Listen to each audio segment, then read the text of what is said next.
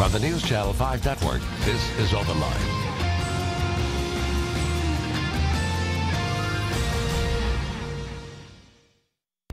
Good evening, everyone. Tuesday night here on News Channel 5 Plus. Time for Open Line. I'm Rhori Johnston. Thanks for tuning in tonight. Got a special Open Line for you tonight. Of course, the changing of the guard in Nashville and Metro Nashville, Davidson County. The government, of course, we have a new mayor, Megan Barry, elected this past summer. And Karl Dean, after 2 terms, is now a private citizen. Recently, last week, I was able to sit down with former Mayor Dean here at News Channel 5 for an in-depth one-on-one interview to talk to him about his legacy, about his 8 years serving as Nashville's mayor. And of course, it was perhaps the most growth and development that we've seen in any particular mayor's term as far as metropolitan government since the early 1960s. He's the 6th mayor of Metro Nashville, Karl Dean. So tonight we have segmented some of the interview. We wanted to show you a little more than we were able to show you over on the main channel, News Channel 5. And we're going to begin at the start of my interview. Take a look. Wow, it's gone fast. Well, it's gone slow and gone fast, I'll bet, for you. No, it's really flown by. I mean, yeah. I remember very distinctly back in September of 2007 when Greg Hinote, who served as deputy mayor for all 8 years, I was offering him the job, and so we went for a walk together. And he told me, he said, just, it's going to fly by. And he was so right. It's considering all the things that have happened in 8 years, it seems like yesterday that I was first elected to me. I want to go back to that. I mean, it was this week, 2007, Public Square, you gave your inaugural address. And I read through that address, and it was really interesting because we'd followed your campaign, and you really continued to focus on the 3 themes, public schools, public safety, economic development. So I'm going to start with public schools. And I know as mayor, you don't really have, it's interesting, you don't have a direct hand in the day-to-day because that's the school board and the director of schools. But how did you help guide progress and change there, and what do you see as some of the major accomplishments over the last 8 years? Well, I think the main thing was that we always made education a priority, and so when it came to funding, and it's one of the things people forget, is during the first term we went through the Great Recession, the worst economic downturn since the Depression. Mm-hmm. It was very difficult to do all the funding that we wanted to do, but schools were always a priority for us, and so we increased funding over time. We also were very involved in education reform. I worked hard to raise money, particularly in the private sector, to bring Teach for America to Nashville, the New Teachers Project. Mm-hmm. I was certainly been a big advocate of us having charter schools available here as part of the mix here in Nashville. I think I came into office with somewhere around 3, and now I'm going to exit with close to 30, and that sector is going to continue to grow. I think we're at around 10,000 students now, and just with the natural growth that will occur from more classes coming in, you know, that'll double over the next few years, and hopefully more people will come in with innovative education ideas. You know, we worked on the libraries, with the Limitless Libraries, where we broke down the walls between the schools and the libraries. That's probably my favorite program. I think it's had great results. After-school programming was a big deal for us. We've, through NASA, which is now located at the libraries, we did a lot of work to have after-school programming available for middle school kids around the city. At the time, Dr. Pedro Garcia was on his way out. Right. You saw a change in leadership there. Dr. Jesse Register, kind of an unknown, came in. Turned out to be a pretty good move. I mean, you two worked well together. Talk a little bit about that relationship and the collaboration with him. He's a very strong administrator, but he also had a very clear focus on what's good for kids. Mm-hmm. And, you know, we didn't agree on everything, but we worked together well on the budget. He was helpful on the reforms I wanted to do. Things like Limitless Libraries couldn't have happened without his leadership.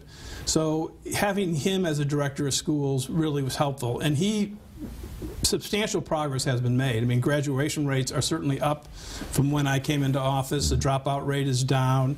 Test scores are up, not as much as they need to be. He's did some great work around the academies. He was a very good leader who I think stabilized the schools and put the schools in a position where they can really move forward. Nashville was lucky to have him. What did you learn coming in as legal director and maybe not a lot of experience in that area? What did you learn about education and public education over your term? You know, interesting, one of the first things I did as mayor is I did spend some time actually traveling, going to New York and Chicago, Boston, other cities to see what was going on with education reform. And my sense was that a lot of things that had been happening in other major cities in the United States had passed Nashville by. And that's why I became really focused on giving families choice through charter schools, and I'm very proud of the what way they have done their jobs, bringing Teach for America here. And I think the absolute key thing is just to continue to demand excellence, not be afraid of change, and we're not where we need to be, and so you can't be satisfied with the status quo. I was blessed, I think, to have two great governors while I was mayor who focused on education. Mayor Governor Bredesen, under him, the state won the race to the top.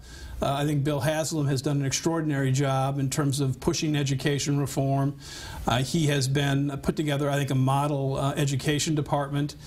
And I think his Tennessee Promise is just a fantastic program that could really be a game changer for lots of young people.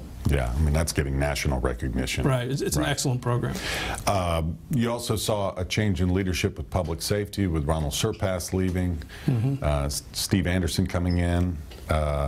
Did I say that right? Yep. Gosh, because he's so quiet, our police chief.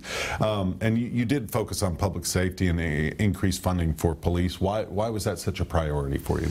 Well, I think fundamentally for the city, any city, public safety has always got to be the top 2 or 3 things you're thinking about, because cities don't work unless people feel safe and are actually safe. Yeah. And so we put a lot of money into hiring new officers. We have the largest department we've ever had. We've had an academy class almost constantly in session. We have focused on infrastructure. We built the crime lab in Madison. We built new precincts. But we've had good leadership. I think Chief Surpass, who Mayor Purcell brought in, performed a really important role in terms of pushing the department forward. When I made Steve Anderson chief at the time of the flood back in May of 2010, and Steve has been extraordinary. I think he's been a great chief. You know, all his attributes, which are, I think, a very sharp intelligence, very good analytical skills, a strong leader, somebody who is more interested in getting results than run in front of a camera, and somebody who's planning for the future. I couldn't be more satisfied with his performance. And you look at the results. I mean, we're having an uptick in homicides this year, which is happening nationwide. But we had 2 years in a row where we had homicides 50-year lows. Yeah. And I think the credit for that has got to go to the men and women in the police department and having good leadership in the department. And he commands, from what I know, a lot of respect from the rank and file. Yes, he does. Yes, he's one of, you know, Steve's got, when I made him chief, I think he had about 32 years of experience in the department. He had done everything. He'd been a patrol officer. He has been the deputy chief in a whole variety of roles. But he is a very capable person.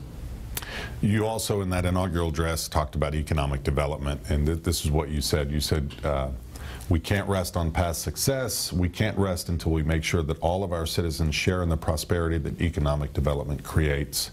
We need to correct the disparities that exist for our minority companies. We need to help our existing small businesses create more jobs by ensuring that obstacles to their growth are removed. Could you have imagined then the kind of growth, even with the recession, going through that Nashville has seen and continues to see? I mean, cranes are everywhere. Right. I think Nashville is the envy of a lot of cities all over the country in terms of the strength of its economy.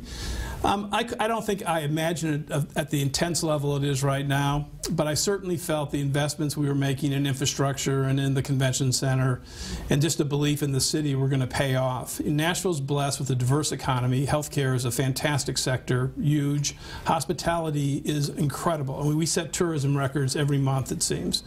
Having the great universities here is key.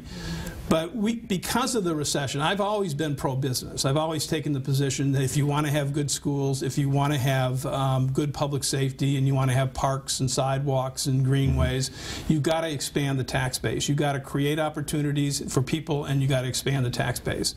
And so we worked to lower barriers in terms of making Nashville a business-friendly city, not getting people caught up in red tape.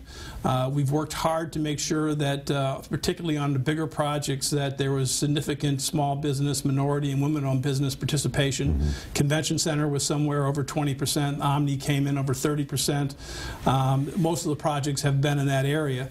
So I think Nashville is uniquely positioned right now. It's a really special city. It's a creative city filled with people who come here with dreams, whether it's music, whether it's entrepreneur in terms of technology or healthcare, and great universities. We are really positioned to be one of the strongest economies in the country going forward, and we just have to keep at it. And that means being business friendly, but it also means making sure that small businesses is helped, but creating an atmosphere where people can get jobs, where they can succeed. I always say, and I really believe this, that government's great, but there is no government program anything like somebody getting their own job. That's the best thing that can happen to a person